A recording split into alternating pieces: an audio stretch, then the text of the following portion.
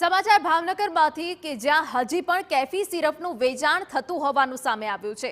પોલીસે બાતમીના આધારે ડાભી ખેડૂતવાસમાંથી કોડેઇન ફોસ્ફેટ વાળી સિરપ ઝડપી પાડી છે। સાથે એક આરોપીની પણ ધરપકડ કરી છે।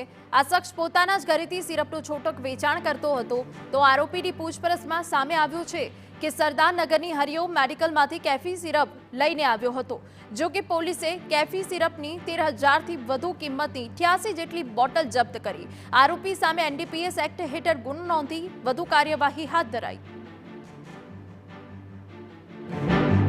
88 બોટલ કિંમત આશરે 13,000ની તથા બીજો મોબાઈલ અને બીજી બોટલની વેચાણની જે કિંમત જે છે એમ કરી અને 21,000નો મુદ્દામાલ કબજે કરવામાં આવે છે।